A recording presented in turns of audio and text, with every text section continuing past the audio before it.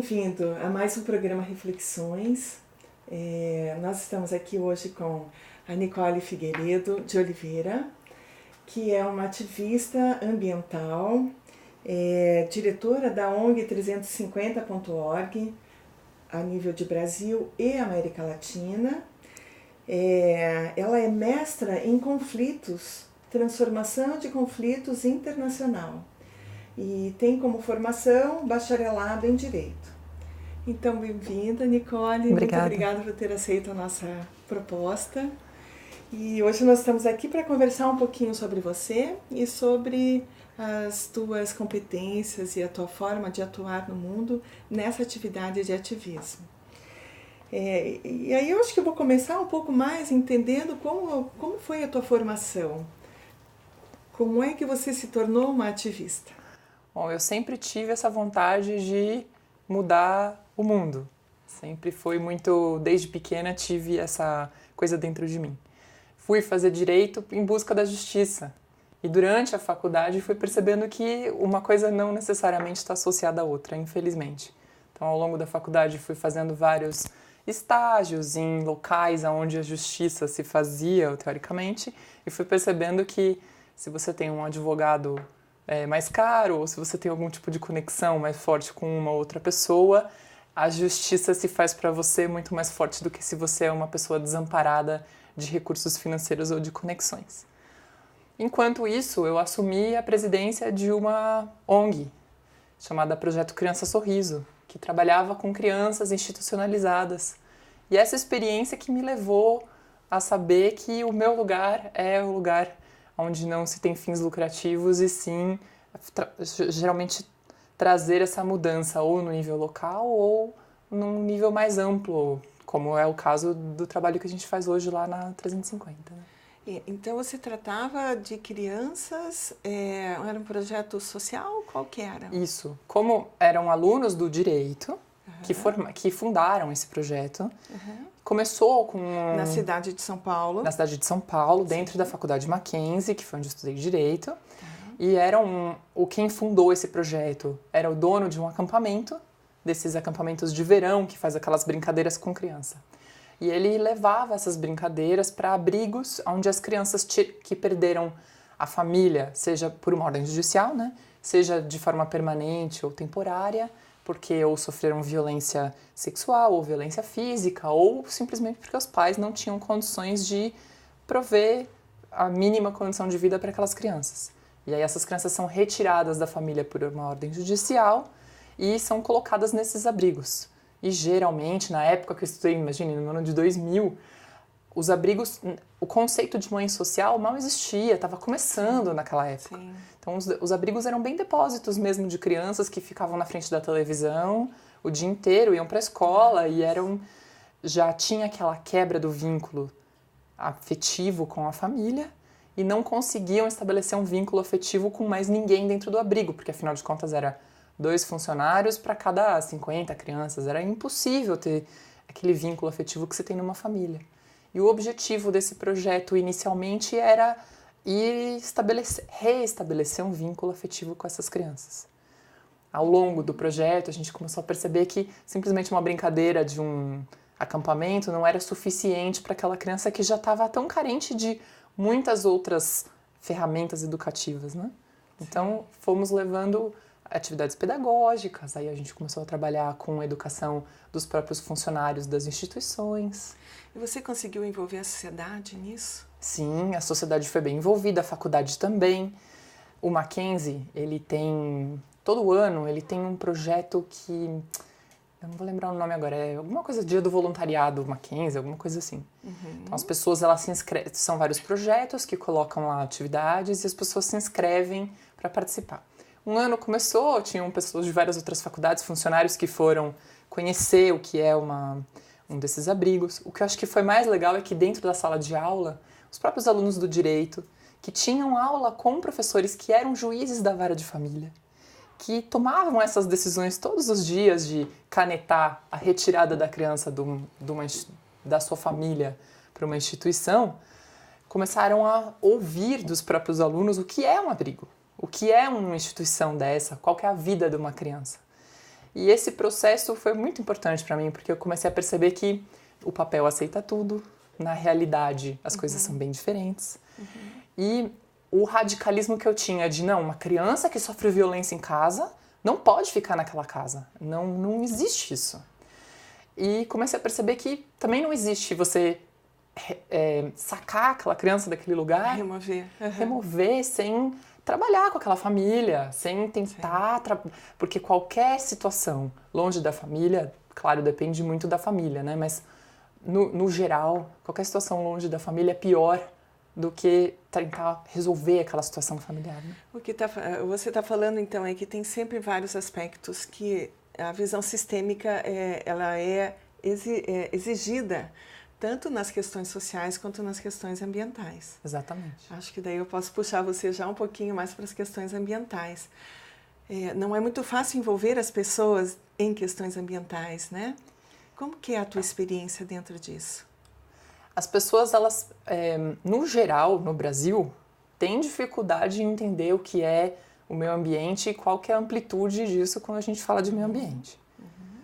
O meio ambiente, eu tenho uma visão muito holística, assim. Então, desde a questão da proteção animal, do tratamento de resíduos, das mudanças climáticas, da forma de se tratar o outro ser humano também. Então, a própria cultura de paz vem envolvida com a questão do meio ambiente, porque, na verdade, assim, isso também é uma coisa que me levou, fez esse pulo do direito e da resolução de conflitos para o meio ambiente. Porque o meio ambiente, quando existe algum tipo de escassez, seja de água, seja de alimentos, seja do que for, ele leva a conflitos. E esses conflitos são muito grandes. E podem levar ao sofrimento humano em massa. Então, resolver a questão ambiental, você também está resolvendo a questão da segurança internacional, da paz e tudo mais. E que é um grande problema social. Então, quando a gente pensa meio ambiente, a questão começa pela sociedade. Sim. Né? É uma disfunção, um desequilíbrio começa pelo consumo. E aí vem um pouco dessa tua tarefa que tem a ver com o ambientalismo. Eu acho que você começou no Greenpeace, como que é? Pode contar um pouquinho dessa experiência? Claro. Eu comecei, dentro do meio ambiente, eu comecei na Casa de Cultura e Cidadania. Tá. Que era também um projeto... na cidade de São Paulo. Começou em São José do Rio Pardo, que é no interior de São Paulo. Esse é um projeto que tem 6 unidades, tanto no estado de São Paulo quanto, se não me engano, tem um no Rio Grande do Sul, um em Minas. Eu não sei bem como é que está agora, tem um no Rio de Janeiro, Osasco. Mas é um projeto que começou com circo-escolas. O Mário Covas implementou circo-escolas por São Paulo, vários. Quando o Fernando Henrique fez todo aquele processo de privatização das concessionárias de serviços, como, por exemplo, eletricidade, essas concessionárias no pacote herdaram o circo-escola e não sabiam administrar. Então, esse projeto assumiu, como que representando essas concessionárias, assumiu esse circo-escola, fez o chamado Casa de Cultura e Cidadania, que era voltando, né, a criança e a educação, ao adolescente. Então, recebia crianças de 6 a 18 anos, no contraturno da escola, oferecendo arte e educação, com um tema transversal ambiental. E eu assumi a diretoria de uma das casas em São José do Rio Pardo, e depois eu vim transferida para São Paulo. Fui transferida para a Vila Guacuri, que fica bem na divisa de Diadema com São Paulo. Uma realidade também bem dura, onde crianças que moram em favelas estudam em escola pública e tem também bastante restrição de acesso a qualquer tipo de arte ou cultura. Então, por meio da arte e educação, do circo, da música, da dança, artes visuais, a gente ensinava tanto cidadania quanto meio ambiente. E aí o meio ambiente começou a virar um tema bem transversal e pensar em como que a gente podia linkar o consumo, a proteção animal, os resíduos da própria casa, a relação entre os fornecedores da casa na cidade. Aí eu fui para São Paulo. Em São Paulo a realidade era bem difícil, porque a Casa de Cultura ficava na rua onde morava o líder do PCC. Eu fui monitorada, telefone grampeado, eu entrava e saía da casa, todo mundo sabia para onde eu estava indo, onde minha família morava. e num lugar onde a polícia não vai, só vai para receber dinheiro da droga, onde os traficantes também eu não queria negociar com eles, porque afinal de contas eu estava ensinando cidadania, então como ensinar cidadania numa situação tão difícil de abandono do poder público, mas onde existe um poder paralelo que também não é o poder ideal? E aí eu saí de lá para trabalhar no Greenpeace com mudanças climáticas. Então fui campaigner de clima. Daí o tema ambiental ele passa a ser o tema principal, quando antes ele era transversal. O ambiental e o social, eles são Estão muito juntos. E você dissociar uma coisa da outra é muito complicado. Então, as mudanças climáticas é o melhor exemplo. Tá. Quando você desmata a Amazônia, você está gerando problemas de mudanças climáticas que não só reforçam os problemas ambientais, como reforçam os problemas sociais. Então, muitas das guerras que hoje acontecem na África, que estão acontecendo no Oriente Médio, são ou por consequência das mudanças climáticas, então tem lagos que estão secando, não existe mais água, as pessoas estão migrando em busca de um ambiente menos inóspito para se viver, como no Oriente Médio existem lutas e guerras por causa das causas das mudanças climáticas, que são os combustíveis fósseis, o petróleo, o gás. Então, é muito difícil dissociar uma coisa da outra. Eu sempre tive essa visão de que se você cuida de um, você está cuidando do outro. Se você cuida da sociedade, a sociedade entende que o consumo excessivo, o uso das mudanças climáticas, o uso dos combustíveis fósseis está gerando problemas para ela mesma. Se você endereça a questão ambiental, você está resolvendo a questão social. Ainda queria voltar no Greenpeace. Daí você entrou no Greenpeace como diretora? Não, entrei como campaigner de clima. Campaigner, isso. E a minha função era... eu tive dificuldade nessa função, porque era muito dissociado o ambiental do social no Greenpeace. Então, tinha a campanha da Amazônia e a campanha de clima. E naquele momento, quando eu entrei, em 2011, a principal causa das mudanças climáticas era o desmatamento. Antes do desmatamento começar a cair ou estabilizar, né? Então, não se podia juntar as duas campanhas uma com a outra, era muito complicado e eu tive dificuldade nesse aspecto. Mas eu aprendi sobre ativismo, eu aprendi sobre como ser uma pessoa cidadã e não... cidadania não é só você escolher em quem você vota corretamente, é você assumir o bem comum nas suas mãos, a proteção dele nas suas mãos, se não está sendo protegido, os próximos passos de proteção, de garantia, de defesa, e também de mostrar para as outras pessoas o que está acontecendo. Então isso foi muito importante na minha formação de ativista, foi aprender a desobediência civil como uma ferramenta de ativismo, a questão de imagem, como ela é importante para trazer num mundo tão visual, como trazer a questão, né? Isso. E aí a arte como uma base para isso, né? A arte como uma base para isso, e também eu escrevia muito. Então, nessa época, o campaigner, ele é meio que um faz-tudo. Então, ele faz tanto, você sabe bem disso. Então, ele escreve os textos, ele dá palestra, dá entrevista. Ele cria estratégia. Exatamente. Organiza eventos. Mobiliza pessoas. Vai treinar voluntário. Então, é um trabalho muito amplo. Onde, se você não toma cuidado, você se perde. Então, ele também é um bom exercício de foco e de coordenação, de administração do tempo. Eu viajava muito nessa época. Eu tinha uma mala pronta, praticamente, em casa. Tinha dias que eu acordava, eu tinha que pensar uns 5 minutinhos, assim, que cidade que eu tô, o que eu tô fazendo aqui mesmo.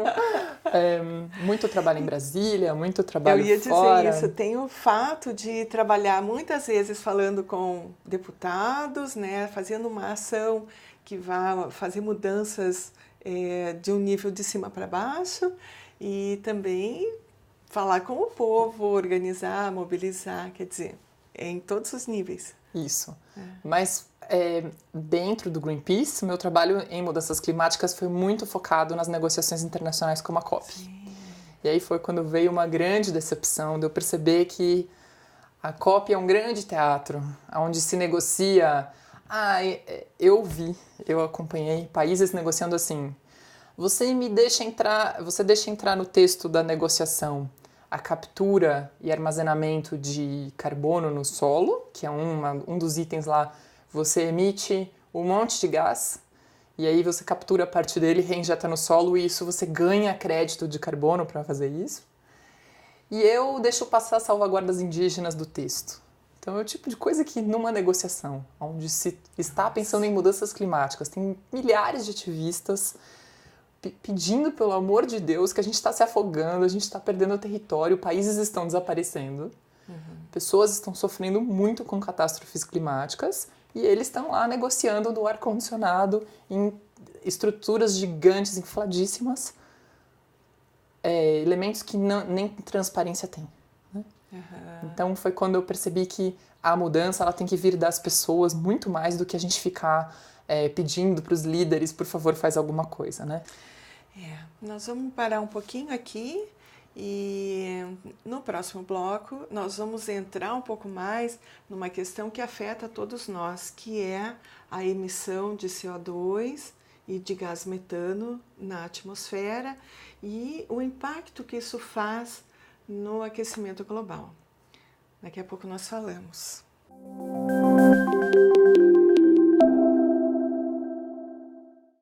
Estamos voltando ao segundo bloco do programa Reflexões e vamos lembrar que esse programa é apoiado pela Lei de Incentivo à Cultura de Curitiba e patrocinado pela Caixa Econômica Federal.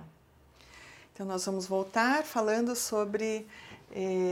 eu gostaria de saber qual que é um evento, uma situação muito especial que tenha fixado em você, na tua memória, ainda na atuação do Greenpeace. Se você me permitir. Claro. Quando a gente pensa em Greenpeace, a gente sempre pensa em ativismo, né? Aquela coisa de estar no navio lutando contra um baleeiro. Eu acho que todo mundo é bem interessado, assim, em querer saber ou querer participar, inclusive, né? Sim, com certeza. O trabalho do ativismo é daquela ação direta que todo mundo vê, é o último do último, né? Tem muitas preparações antes, como, por exemplo, o trabalho de campaigner que eu estava dizendo. Tem muita palestra que se dá, muito texto que se escreve, muito planejamento antes de chegar nesse ponto. Sim. Duas coisas que eu queria mencionar, assim, que foram muito marcantes para mim no Greenpeace, que eu aprendi. Uma delas é que quando você está fazendo treinamento de ação direta, quando você está planejando uma ação direta, se treinando para isso, você sempre tem que saber qual é o seu limite. E nunca ultrapassar esse limite, porque se você ultrapassa o seu limite, você está colocando todas as outras pessoas daquela ação em risco. E eu sempre refleti muito sobre isso, qual que é o meu limite. Eu não tenho medo de ser presa, nem de apanhar, nem de talvez ter algum problema com a justiça, ou com a polícia, ou sei lá. Mas eu sei que a questão animal e de proteção animal é muito forte dentro de mim. E que eu nunca poderia estar num navio baleeiro, porque se eu visse um arpão perfurando uma baleia, eu ia perder todos os meus princípios de não violência, porque eu ia virar uma pessoa violência, que eu ia chegar no meu limite. Então isso foi um aprendizado para mim, assim, muito importante, e depois eu tive vários problemas de arrumar encrenca com polícia na Colômbia, porque estavam maltratando o cachorro, de brigar na Alemanha com gente na rua, justamente por causa disso. Então, eu sei que esse é meu limite e foi bom eu ter sabido disso antes de chegar nesse ponto. E aí a ação que eu queria contar do Greenpeace, que foi a que mais me marcou, foi quando a gente inflou uma torre eólica de 30 metros de altura em cima daquela cúpula do Congresso Nacional, que é uma área de segurança nacional proibidíssima para qualquer pessoa que não seja funcionário do Congresso. Uma ação totalmente pacífica, não violenta. Foi muito bem ensaiado, eram 15 ativistas mais ou menos, que a gente ensaiou umas 30 vezes inflar aquele negócio e subir com aquilo desinflado, inflar. Enquanto isso, tinham duas pessoas fazendo um despiste do outro lado, vestidos de umas fantasias de torre eólica, pulando, fazendo macaquice, justamente para que todos os seguranças fossem para lá. E eu tinha como papel ser peacekeeper, o que significa eu ia estar na frente da cúpula, porque ela é muito alta, né? Quem nunca esteve lá em Brasília, a gente vê as fotos, a gente não tem noção da proporção daquilo. Mas se você se esconde perfeitamente atrás daquela cúpula, sem o menor problema. Então, os funcionários, os seguranças do Congresso estavam vindo pela frente e eu fui pra frente também, eles me viram e a minha função era segurá-los o maior tempo possível, de uma forma pacífica, para que essa torre pudesse ser inflada. A torre estava sendo inflada para pedir a aprovação do PL, do projeto de lei de incentivo às energias renováveis. E eu lembro que eu peguei a mão dele, e aí tem a ver com até um pouco do Aikido e dessa questão de não colocar energia num conflito, e sim pegar a energia daquele conflito e transformar. Sim. E eu segurei a mão dele e eu falei assim, oi, tudo bem? E eu comecei a falar, porque o meu objetivo era atordoar a pessoa, para que se ele distraísse e não pensasse que tem gente atrás de mim. Então oi, tudo bem? Meu nome é Nicole Oliveira, eu trabalho no Greenpeace, a gente está aqui pedindo pela aprovação do projeto de lei. Enquanto isso eu estava segurando a mão dele. E ele foi tentando fazer assim e foi virando para tentar ver o que estava atrás de mim, e nós começamos a rodar e a gente girou na frente do Congresso. Foi uma dança? A gente dançou, deu umas 2, 3 rodopiadas em volta ali. E ele percebia? Ele percebeu que tinha uma coisa estranha acontecendo, mas ele não percebeu o que exatamente, nem aonde. Aí ele falou, não, alguma coisa está estranha, eu tô aqui rodopiando com uma pessoa. Tinha gente vestida de fantasia ali, mas não fizeram nada. E realmente a gente conseguiu inflar a torre e a ideia era sentar ali, fazer uma corrente humana e a gente não sair dali enquanto não tivesse uma posição de alguns deputados e do Congresso de que esse assunto ia entrar na pauta. E talvez porque tem um poder da indústria dos combustíveis fósseis é muito forte dentro do Congresso, talvez porque os seguranças e a própria Polícia Federal odeiam quando a gente mostra a fragilidade do próprio sistema de segurança do Congresso. Então, as pessoas ficaram muito bravos, muito mesmo. E eu lembro da gente sentado assim, lá em cima ainda, com corrente humana, e eles rodando em volta da gente, como se fossem tubarões, e eles não sabiam o que fazer com aquela raiva, pegaram facas e cortaram todinho o inflável, inteiro, virou como se fosse confete.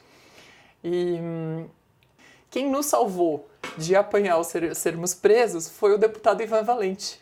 Ele saiu lá do gabinete dele, viu o que estava acontecendo e foi lá e fez todo o processo de, não, eu conheço esse pessoal, eles estão aqui por uma boa causa.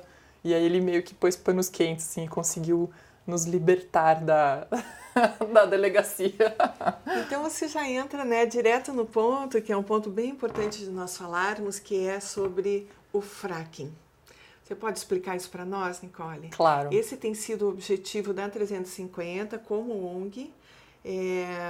Se me permite, a 350 está em vários países, são 16 países, e com o objetivo de evitar o aquecimento global. E dentre esses objetivos, o não ao fracking é uma das suas bandeiras. Aí seria ótimo que você pudesse falar sobre isso. Claro. Só uma correçãozinha, 350 está em 184 países. E é um movimento climático global, então realmente a gente luta tanto para combater as fontes que causam as mudanças climáticas, quanto mobilizar pessoas para promover as soluções, né? O fracking, ele é uma forma de explorar o gás chamado xisto, que fica embaixo da terra, dentro de uma rocha chamada folhêlio perobetuminoso, que é uma substância que foi fossilizada há milhões e milhões de anos atrás e que se transformou tanto em petróleo quanto gás. No Brasil, é principalmente o gás que está preso dentro dessa rocha. Como eu disse, ele está preso. Para poder sacar esse gás, que é o gás metano, tem que se fraturar a rocha e sacar o gás. Mas não é suficiente só fraturar. Então, como ele está preso nos veios da rocha, se fratura, se injeta milhões de litros de água, de 5 a 20 milhões de litros, depende do tipo de formação rochosa.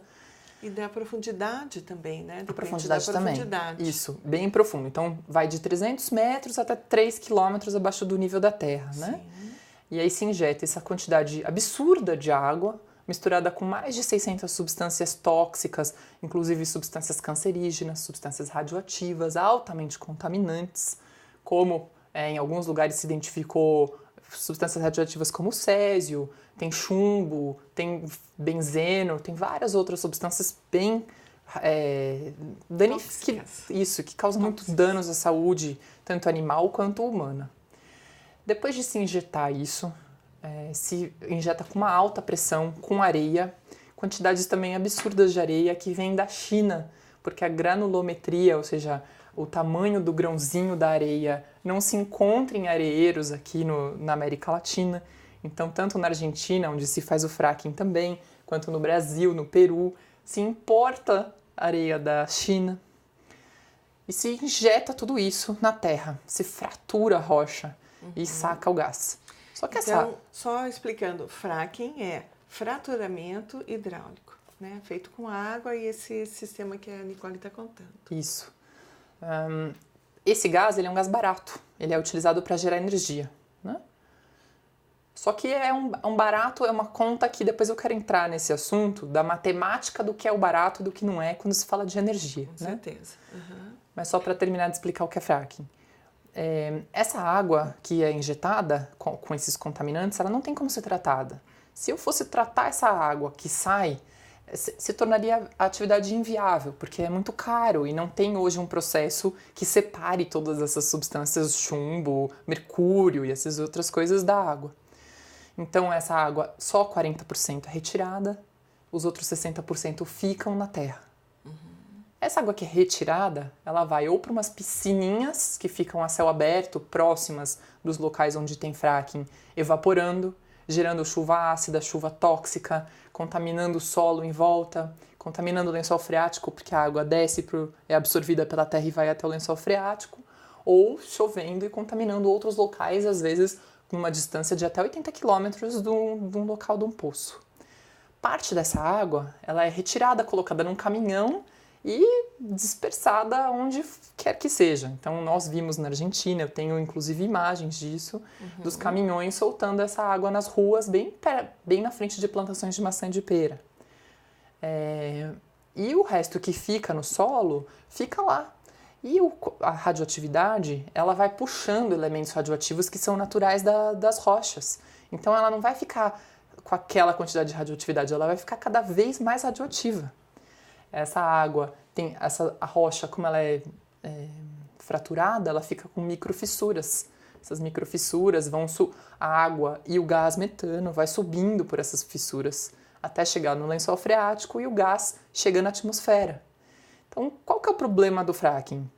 Primeiro que você fratura a rocha, você gera terremotos, porque você abala toda a estrutura física daquele local. Sim. Então, em Maringá, por exemplo, a Petrobras fez alguns testes sísmicos para o fracking lá e a gente já teve terremotos em locais que nunca se imaginou ter terremotos em 2015. Além disso, depois de que se fratura a rocha, se colocam pastilhas radioativas, mais ou menos desse tamanho, dentro da perfuração, para fazer um raio-x de como é que está essa fratura da rocha. Essas pastilhas, elas são perdidas. Na Argentina foram mais de 100 pastilhas radioativas perdidas no solo.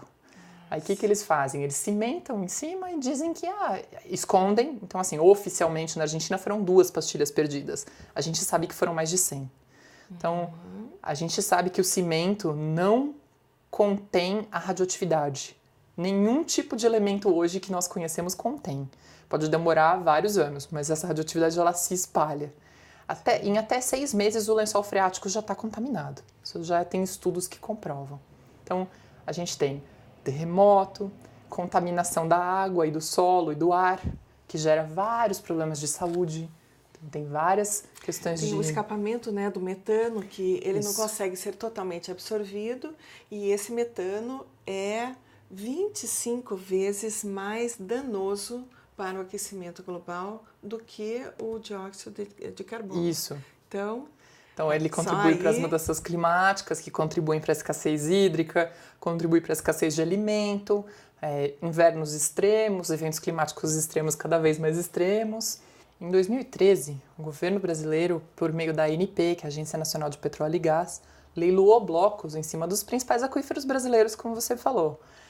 Não só esses que você mencionou, como o Serra Geral, aqui no Paraná, tem o aquífero São Francisco, tem aquíferos no Nordeste. Sim. Então, nossa fonte de água potável para casos de mudanças climáticas está ameaçada, nossa saúde está ameaçada.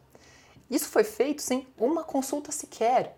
Os prefeitos das cidades não têm noção do que é fracking. Os governadores também não. Os deputados, os senadores, ninguém sabe. Foi feito na surdina, assim, muito sem consulta prévia. Foram vendidos blocos em cima de tribos indígenas, territórios de indígenas isolados que nunca tiveram contato com um ser humano da FUNAI, com ninguém, a não ser eles mesmos. Então, e os que já tiveram contato também não foram consultados, entrando em desacordo e ferindo todas as convenções internacionais que foram assinadas e ratificadas pelo Brasil, de consulta prévia, de consulta com comunidades tradicionais, indígenas, ribeirinhas. Então, esse processo de leilão, e aí volta para a questão do ativismo e por que a gente foi no leilão de 2015 dizer não ao fracking e dizer que os investidores vão perder dinheiro fazendo isso porque a gente vai continuar entrando com ação civil pública, é por isso que a gente não quer que a nossa água, nossa saúde e os nossos alimentos fiquem ameaçados. Mas tem muita coisa positiva já dessas ações, né? E eu acho que seria importante a gente também apontar para isso. Sim. Algumas ações de Ministério Público que estão impedindo que o fracking esteja acontecendo. Na verdade, até o momento, o fracking ainda não aconteceu. Só alguns testes. E isso porque existem essas ONGs que estão impedindo a liberação do fracking. Você sabe me dizer algumas das ações positivas? Claro. A população está se engajando contra o fracking. Então, em 2013 foi formada a Coalizão Não Fracking Brasil, que é a COESUS, que é coordenada pelo Juliano Bueno de Araújo. Essa coalizão ela é formada de diversas organizações, tanto por sindicatos rurais e patronais, quanto por acadêmicos e pessoas do meio de estudos e científico. Também associações de indústrias renováveis que vão ser prejudicadas porque esse gás é barato, acaba competindo com solar, eólica, pequenas centrais hidrelétricas e tudo mais. Contaminando a água, uma pequena central hidrelétrica não pode funcionar porque isso causa danos para os motores. Então, é o desastre maior ainda, amplificado. Sim. E, ou seja, vai afetar, né, ameaça a matriz energética atual, isso. Né? E não valoriza as energias limpas. Não valoriza. Ao contrário. Exatamente. E aí essas pessoas se uniram para lutar contra o fracking. Ainda tem o grupo de orgânicos, as cooperativas e associações de orgânicos. Isso, tem o movimento de bicicleta, tem cooperativa de orgânicos, tem as organizações ambientalistas e climáticas, como, por exemplo, a 350 e a Fundação Cooper Livre Araiara, e tem outras organizações pelo Brasil todo que são parceiras ou são parte dessa coalizão. Sim. A coalizão já expandiu a área de atuação, saiu do Brasil, está na Argentina, no Peru e está em Portugal. Então, estamos fazendo uma coalizão internacional contra o fraturamento hidráulico.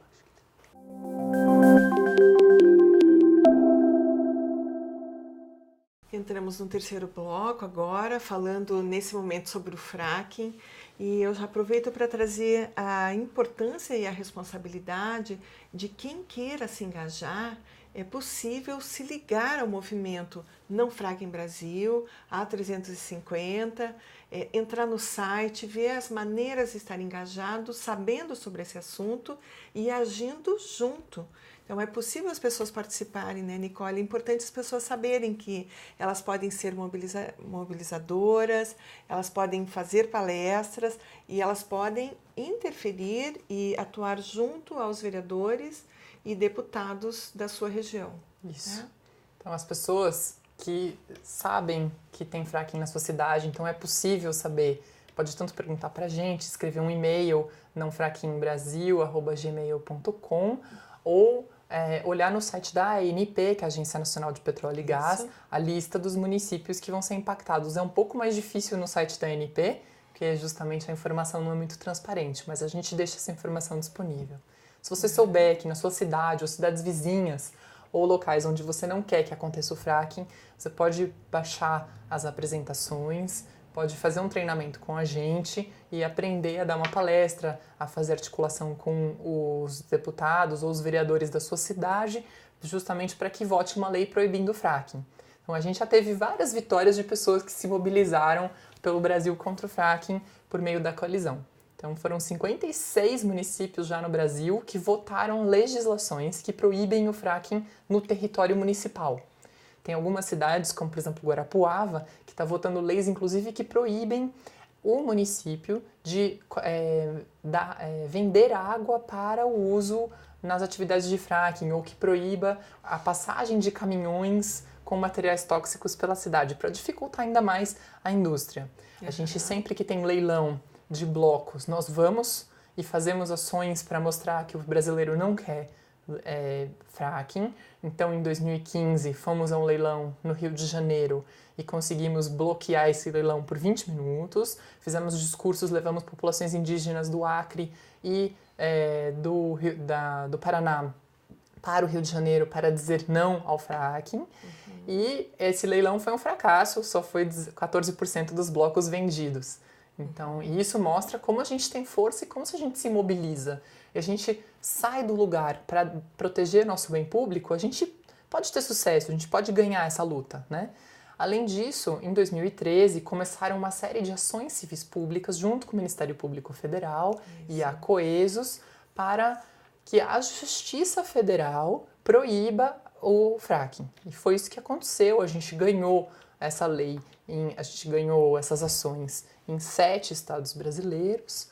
Essa ação... O Acre é um deles, né? O Acre é um deles que acabou de acontecer no Vale do Juruá em 17 de dezembro de 2015. Nós ficamos bem felizes com a ação. Muito felizes. Então, a ANP, junto com a Petrobras e o próprio Ministério de Minas e Energia, foram processados pelo Ministério Público Federal, pelo procurador Tiago, que é nosso parceiro dentro da Coesos, e foi processado para que todos os blocos que foram vendidos no Vale do Juruá no passado e que não possam ser vendidos no futuro nem para exploração de gás nem petróleo, que é ótimo, porque não só o fracking ameaça a Amazônia, como a exploração do petróleo convencional também, o gás convencional. Além disso, tem mobilizações populares lindas. Então, em outubro do ano passado, a gente organizou um dia de ação global, onde participaram pessoas do mundo todo. Foram 23 países em solidariedade à luta brasileira, na frente ou da Petrobras, ou da Embaixada Brasileira, ou de algum local onde existe uma empresa interessada em fazer fracking no Brasil, em outros países, que se mobilizaram e disseram não e fizeram protestos. Foi bem legal, inclusive na Bolívia. No Brasil também teve o Dia de Ação, que foi dia 4 de outubro. Muita gente de vários lugares fez atividades, como, por exemplo, o pessoal da Pastoral da Juventude, teve gente no Nordeste, enfim, teve gente no Brasil todo também fazendo manifestações. Em Toledo e em Cascavel, em 2014, foram quase 100 mil pessoas para as ruas juntas dizer não ao fracking. E estavam juntos marchando na rua, o desossador de frango junto com o presidente da empresa, lado a lado. E mostra como a luta contra o fracking ela pode ser democrática, ela pode ser aberta, qualquer um pode fazer e participar. E qualquer um, na verdade, todos nós temos que defender nosso bem comum, que é a água, né? A nossa saúde, o nosso ar. Nós temos que defender o planeta. Então, esta é uma atividade, nós estamos falando sobre fracking, sobre metano, CO2, aquecimento global, e estamos trazendo para todos nós a responsabilidade de como cada um de nós poderia estar apoiando atividades que vão preservar o planeta. E qualquer pessoa pode também aderir ao projeto, entrando no site, e mesmo que não tenha na sua cidade, pode dizer não ao fracking. Então, acho que existem várias maneiras de estar atuando. Isso. Né? O site é www.nãofrackingbrasil.com.br. Eu não sentiu. N-A-O. Sentiu. Eu ainda quero trazer um pouquinho mais, né? A Nicole também é diretora de uma ONG de proteção animal. E, então, todas essas atividades levam em conta o planeta, a sociedade e a fauna como sociedade também. Então, nós estamos tratando de fauna e flora e não tirando a sociedade humana como se ela não fizesse parte disso. Todos fazem parte da natureza, todos fazem parte do planeta. E aí tem mais uma ação legal que a Nicole está fazendo, que é essa ONG de proteção animal. Você pode fazer algum comentário sobre isso? Claro. Antigamente a gente produzia animais numa escala pequena dentro das próprias produções agrícolas. Então eu tinha lá algumas galinhas, porcos, os dejetos desses animais eram aspersados como adubo na terra e eram reabsorvidos e tinha uma harmonia, de novo, né? A visão holística, assim, tinha uma harmonia entre todos os que viviam naquela propriedade. Quando a gente começou a consumir carne numa quantidade muito grande... Escala global, podemos dizer isso. A gente teve que industrializar a produção animal. Isso significa que a gente teve que mudar o tipo de produção. Eu não tenho mais galinha caipira correndo feliz pela grama, tomando sol e ciscando. Eu tenho... Vaquinhas felizes, com leitinho saudável. Exatamente. Né? Eu tenho confinamento intensivo, tenho confinamento de galinhas, por exemplo, que ficam 7 galinhas numa gaiola do tamanho de uma folha A4, sem poder abrir as asas a vida toda. Enfim, é uma cena horrível que eu não vou descrever muito, mas tem confinamento, tem cela de gestação de porcas que ficam a vida toda confinadas nessa cela onde ela não consegue nem andar para frente, nem para trás, nem deitar a gravidez inteira, fica sendo engravidada a vida toda. Isso tem a ver também, toca um pouco o meu lado feminista, toca um pouco essa questão de que a mulher, ela não é simplesmente uma parideira e a fêmea não é simplesmente uma produtora de novos seres. Ela também é um ser que tem direitos. Então, da mesma forma que tem a questão da justiça social, tem a questão da justiça feminina e a justiça das fêmeas. Então, essa questão das células de gestação das porcas, a questão das vacas que são o tempo todo engravidadas e os bezerros retirados, muito pequenininhos delas, gera sofrimento, elas são seres sencientes. Então, eu trabalho numa campanha que chama Segunda Sem Carne. Não é uma campanha agressiva que bota o dedo na cara das pessoas e fala você come carne e você é uma pessoa má, mas ao contrário, é um convite para que as pessoas deixem de comer carne uma vez por semana na segunda-feira, em prol não só dos animais, como também do meio ambiente, porque a produção animal em grande escala é uma grande emissora de metano que também contribui para as mudanças climáticas, para o desmatamento. Então, e aí o consumo em excesso de carne também faz mal para a saúde das pessoas. Então, reduzir o consumo de carne faz bem, tanto para o planeta, quanto para os animais, quanto para as pessoas. É um ativismo, né, Nicole, que é para a saúde do planeta, Isso. É para a saúde das pessoas, é para o bem-estar. Então, aí a gente já começa a perceber que não é algo que é contra as pessoas, e sim a favor das pessoas. Isso, né? Isso mesmo. Quando você foi falando, eu fui me lembrando do filme Sansara, que é um filme muito tocante, ele não tem nenhuma palavra, apenas imagens e música, e a gente se sente absolutamente tocado ao ver, né, pessoas, o olhar das pessoas, o olhar dos animais, e essa é ou uma quebra, né, ou uma fragilidade, e ao mesmo tempo uma beleza na reconexão, no sentido de que aquele que é o telespectador, aquele que é o público está olhando e está se vendo também e se reconectando. Então tem a mesma motivação. Isso mesmo. Né? Se você pudesse me falar algum mestre que tenha te inspirado, você diria quem? Quando eu estava estudando Cultura de Paz, eu estudei o teatro para transformação de conflitos, tanto é que foi o tema da minha tese de mestrado. E aprendi que o teatro ele pode ser muito transformador, principalmente em regiões militarizadas, onde se tem um tabu social, um assunto que não possa ser falado numa certa comunidade. O teatro ele entra meio como ninguém presta muita atenção, bem diferente de ativistas com colete à prova de bala se entrar um bando de palhaço, né, fazendo bagunça e tal. O teatro ele pode abrir portas e abrir diálogos e fóruns de debate onde não existe. Tem humor também, né? Tem humor, sim. E o Augusto Boal, que é o criador do Teatro do Oprimido, que é baseado na pedagogia do oprimido do Paulo Freire, me inspirou muito em vários aspectos. Então, o teatro do Augusto Boal, não só o Teatro do Oprimido, como o Arco-Íris do Desejo e várias outras técnicas de teatro que foram desenvolvidas por ele, me ensinaram muito. E também, claro, o Marshall Rosenberg da comunicação não violenta, também tem bastante relação uma coisa com a outra. Sim. O que mais me marcou do Boal, de todos os livros que eu li, e que eu aplico na minha vida hoje, não só para o teatro, para a transformação de conflitos, mas de tudo, do meu ativismo e da minha vida como diretora de uma organização, né? Ele conta um caso, assim, que ele foi... Antes dele fazer o Teatro do Oprimido, ele foi uma trupe de teatro, na época da ditadura, viajar pelo sertão do Nordeste com uma peça de teatro onde eles cantavam músicas e tal, e uma das músicas falava: vamos derramar nosso sangue pela liberdade, vamos derramar nosso sangue pela democracia e tal. E aí terminou a apresentação e veio um senhor, ele chama Seu Virgílio, ele falou que ele nunca esqueceu o nome desse senhor. E o Seu Virgílio veio chorando, em lágrimas, falando: puxa, eu tô emocionado. Vocês, né, jovens brancos, vêm lá do Rio de Janeiro pra cá e pensam igualzinho a gente, tô emocionado.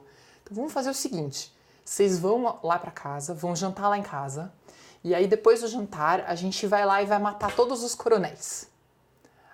Aí o Boal: não, mas veja bem, eu não quis muito dizer isso. Mas você falou: vamos derramar nosso sangue, vamos lá.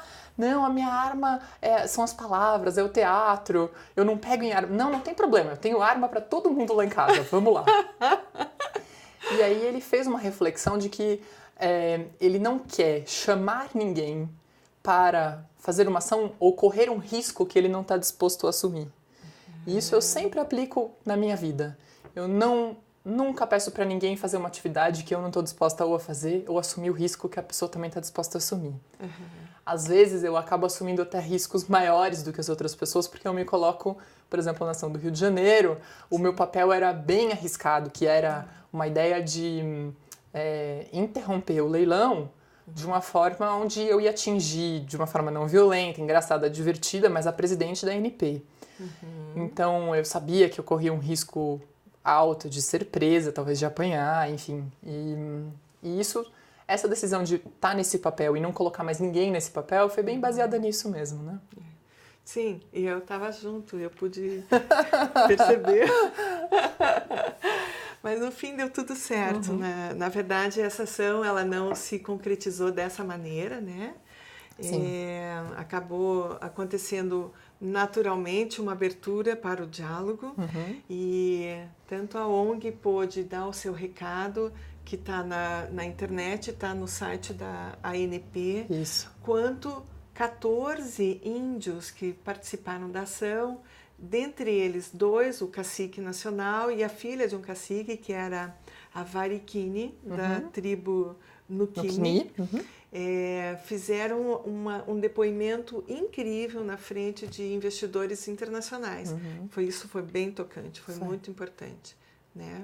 E fora que o Juliano falando para os investidores, endereçando todos os investidores lá e falando: não invistam em fracking, porque vocês vão perder dinheiro, vocês vão sofrer ações e vocês vão perder a licença social, foi muito forte. Nós vamos finalizar o programa e agradecer a presença da Nicole conosco e agradecer sobretudo o recado, né, que tenha inspirado a novos ativistas e sobretudo não ativistas agressivos, nada disso, mas assim, sempre trazendo pela paz, pela negociação, pela forma inteligente, planejada de agir, uma forma de proteger o planeta, proteger os animais, proteger a sociedade, a saúde da sociedade e trazer longevidade para todos, né?